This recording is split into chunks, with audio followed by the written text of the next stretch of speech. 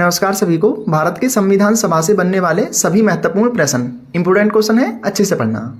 तो पहला है, संविधान सभा के गठन की मांग सर्वप्रथम किसके द्वारा प्रस्तुत की गई? तो सही उत्तर हो जाएगा ऑप्शन डी, बाल गंगाधर तिलक जी द्वारा। अब ये संविधान सभा की मांग अलग अलग समय पर किन किन व्यक्तियों ने की, इसको आप नोट डाउन करते जाइए। 1895 में बाल गंगाधर तिलक जी ने सबसे पहले मांग की थी। उसके बाद 1924 में मोतीलाल नेहरू जी द्वारा की गई। उसके बाद 1934 में एम.एन. राय द्वारा संविधान सभा का प्रस्ताव रखा गया और 1938 में वयस्क मताधिकार के आधार पर जवाहरलाल नेहरू जी द्वारा संविधान सभा के गठन की मांग की गई। आप चाहें तो इनको अपने नोट में नोट डाउन कर सकते हैं। नेक्स्ट है, 1938 में किस व्यक्ति ने वयस्क मताधिकार के आधार पर संविधान सभा के गठन की मांग की? तो सही उत्तर हो जाएगा ऑप्शन बी, जवाहरलाल नेहरू जी ने। यह क्वेश्चन आपके एग्जाम में पूछा जा चुका है। नेक्स्ट है, भारत के लिए संविधान सभा की रचना का विचार सर्वप्रथम किस दल ने प्रस्तुत किया? अब यहां किसी व्यक्ति का नाम नहीं है, दल का नाम है। तो सही उत्तर हो जाएगा ऑप्शन ए, स्वराज पार्टी द्वारा। पार्टी अथवा दल कुछ भी लिखा आ सकता है और ये मांग 1924 में की गई थी। इसको भी आप नोट डाउन कर सकते हैं। देखिए, अगर आपके किसी भी एग्जाम में संविधान सभा से संबंधित कोई प्रश्न आता है तो आपको इन्हीं प्रश्नों में से वो प्रश्न देखने को मिलेगा। नेक्स्ट है, भारतीय संविधान सभा की स्थापना कब हुई? तो सही उत्तर हो जाएगा ऑप्शन बी, 6 दिसंबर 1946 को। और इसका पहला अधिवेशन दिल्ली के कॉन्स्टिट्यूशन हॉल में हुआ। नेक्स्ट है, निम्नलिखित में से किस योजना के तहत भारतीय संविधान सभा का गठन किया गया? इंपोर्टेंट क्वेश्चन है, एग्जाम में पूछा जा चुका है। सही उत्तर हो जाएगा ऑप्शन सी, कैबिनेट मिशन के तहत। आपको बता दें कि 24 मार्च 1946 में कैबिनेट मिशन भारत आया था और 6 दिसंबर 1946 में संविधान सभा का गठन किया गया। नेक्स्ट है, संविधान सभा के सदस्यों की कुल संख्या कितनी थी? आंसर दीजिए। तो इसका सही उत्तर हो जाएगा ऑप्शन सी, 389। और आपको बता दें कि सभा के कुल सदस्यों की संख्या 389 थी, जो कि देश की कुल जनसंख्या के आधार पर आवंटित थी। इसमें 10 लाख लोगों पर एक सीट आवंटित की गई थी। इसमें 292 सीट ब्रिटिश प्रांतों से थी। और यह ब्रिटिश प्रांत से मतलब है कि अंग्रेजों के अधीन जितना भी भारतीय एरिया था वो ब्रिटिश प्रांत के अंतर्गत आता था। अब 292 सीट ब्रिटिश प्रांतों से थी, 93 सीटें देसी रियासतों से थी और 4 कमिश्नरी क्षेत्र से थे। इस प्रकार ये 389 सीट थी और संविधान के सदस्यों का चुनाव अप्रत्यक्ष रूप से किया गया था। यानी कि ये प्रत्यक्ष रूप से नहीं चुने गए थे, ये अप्रत्यक्ष रूप से 10 लाख लोगों पर एक सीट को आवंटित कर दिया था। अगला है, भारतीय संविधान सभा में कुल महिला सदस्य कितनी थीं? यह भी क्वेश्चन आपके एग्जाम में पूछा जा चुका है। सही उत्तर हो जाएगा ऑप्शन बी, संविधान सभा में कुल महिलाओं की संख्या 15 थी। अगला है, भारत के संविधान सभा का प्रथम स्थायी अध्यक्ष कौन था? कई बार एग्जाम में पूछा गया है, वेरी इंपोर्टेंट क्वेश्चन है। तो सही उत्तर हो जाएगा ऑप्शन बी, पहले स्थायी अध्यक्ष डॉक्टर राजेंद्र प्रसाद जी थे। संविधान सभा के प्रथम अस्थायी अध्यक्ष 9 दिसंबर 1946 को सच्चिदानंद सिन्हा जी बने थे, लेकिन उसके बाद स्थायी अध्यक्ष चुन लिए गए, जो कि 11 दिसंबर 1946 को राजेंद्र प्रसाद जी बने। दोनों को नोट डाउन कर लीजिए, डेट भी नोट डाउन कर लीजिए और दोनों अध्यक्षों के नाम भी नोट डाउन कर लीजिए। और आपको बता दें कि सच्चिदानंद सिन्हा जी को संविधान सभा का अस्थायी अध्यक्ष इसलिए बनाया गया क्योंकि जब 9 दिसंबर 1946 को सभा जुड़ी तो उसमें कोई भी स्थायी सदस्य नहीं था। यानी कि यह तय नहीं था कि कौन सभा को संबोधित करेगा और इसकी अध्यक्षता कौन करेगा। तो संविधान सभा के सबसे वरिष्ठ और सबसे एक्सपीरियंस इंसान सच्चिदानंद सिन्हा थे और इसलिए इनको सभा का अस्थायी अध्यक्ष नियुक्त कर दिया। लेकिन जब 11 दिसंबर की सभा हुई तो वहां राजेंद्र प्रसाद जी को संविधान सभा का स्थायी अध्यक्ष घोषित कर दिया। नेक्स्ट है, संविधान सभा के संवैधानिक सलाहकार कौन थे? इंपोर्टेंट क्वेश्चन है, आंसर दीजिए। तो इसका सही उत्तर हो जाएगा ऑप्शन डी, वेनेगल नरसिंह राव। इनको वीएन राव के नाम से भी जाना जाता है। नाम की फुल फॉर्म वेनेगल नरसिंह राव है। नेक्स्ट है, संविधान सभा की प्रथम बैठक कब हुई? तो इसका सही उत्तर हो जाएगा ऑप्शन डी, संविधान सभा की प्रथम बैठक 9 दिसंबर 1946 को हुई। और आपको बता दें कि संविधान सभा की पहली बैठक 9 दिसंबर 1946 को शुरू हुई और इस बैठक में कुल 2 से 11 लोगों ने भाग लिया था। इस सभा के सबसे वरिष्ठ सदस्य सच्चिदानंद सिन्हा को पहला अस्थायी अध्यक्ष चुना गया। इस सभा में 2 उपाध्यक्ष भी थे, हरेंद्र कुमार मुखर्जी और वीटी कृष्णामाचारी। आपने अस्थायी अध्यक्ष सुना होगा, लेकिन ये उपाध्यक्ष नहीं सुने होंगे, तो इन दोनों नामों को नोट डाउन कर लेना।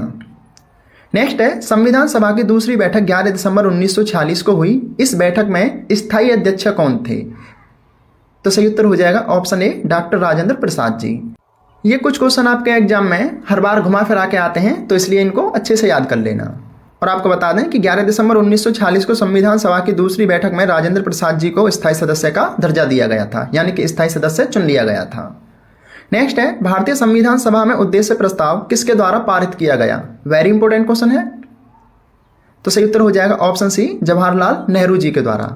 आपको बता दें कि संविधान सभा की तीसरी बैठक में, जो कि 13 दिसंबर 1946 को हुई थी, इसमें जवाहरलाल नेहरू जी ने उद्देश्य प्रस्ताव पारित किया था। इसमें संविधान का ढांचा था और 22 दिसंबर 1946 को सर्वसम्मति से संविधान सभा ने इसे स्वीकार किया और इसी से हमारी प्रस्तावना बनी हुई है। नोट डाउन कर लेना, वेरी इंपॉर्टेंट है। आपको याद रखना है कि 9 दिसंबर को पहली सभा जुड़ी, 11 दिसंबर को दूसरी सभा और 13 दिसंबर को तीसरी सभा। इस तरीके से आप याद रखोगे तो आपको याद रहेगा। नेक्स्ट है भारतीय संविधान के निर्माण में कुल कितना समय लगा? तो इसका सही उत्तर हो जाएगा ऑप्शन बी।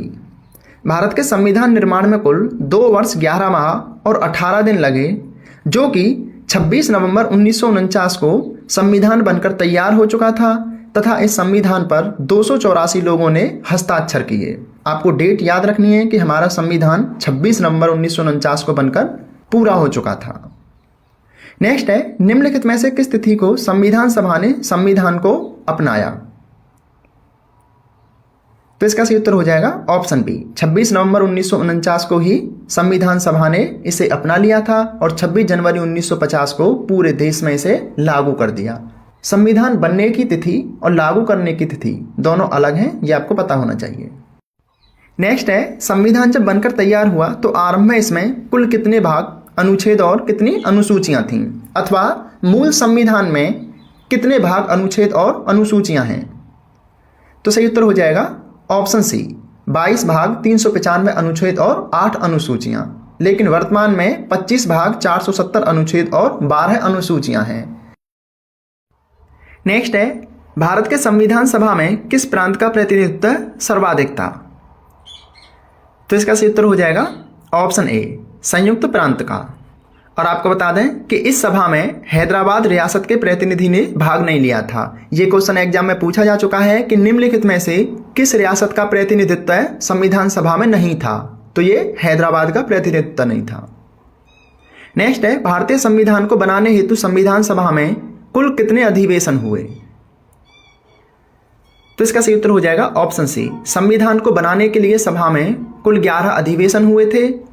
यहाँ एक ट्विस्ट है, आपको बता दें कि संविधान को बनाने में कुल 11 बैठकें हुई, यानी 11 अधिवेशन हुए, लेकिन 12वीं बैठक 24 जनवरी 1950 को हुई। हालांकि इसमें संविधान का निर्माण नहीं हुआ था, लेकिन देश के प्रथम राष्ट्रपति चुने गए, जो कि राजेंद्र प्रसाद जी बने, और राष्ट्रगीत और राष्ट्रीय गान को अपनाया गया। अब अगर संविधान सभा की कुल बैठक पूछी जाए तो कुल बैठक 12 थी, लेकिन संविधान बनाने तक 11 बैठक थी। यह आपको क्लियर हो चुका होगा। नेक्स्ट है संविधान सभा के कितने उपस्थित सदस्यों ने संविधान पर हस्ताक्षर किए, अथवा हमारे संविधान की मूल कृति पर कुल कितने लोगों के हस्ताक्षर हैं? तो सही उत्तर हो जाएगा ऑप्शन बी, मूल कृति पर 284 लोगों ने हस्ताक्षर किए थे। नेक्स्ट है भारतीय संविधान सभा ने भारतीय राष्ट्रीय ध्वज की रूपरेखा को कब अंगीकार किया, अथवा संविधान सभा ने राष्ट्रीय ध्वज को कब अपनाया? तो सही उत्तर हो जाएगा ऑप्शन डी, 22 जुलाई 1947 को। वेरी इंपॉर्टेंट है, कई बार एग्जाम में पूछा जा चुका है।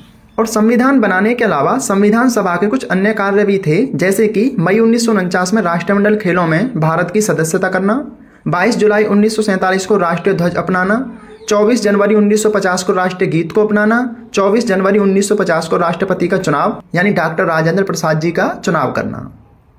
नेक्स्ट है संविधान के निर्माण से संबंधित संचालन समिति के अध्यक्ष कौन थे? तो सही उत्तर हो जाएगा option D, doctor Rajendra Prasad.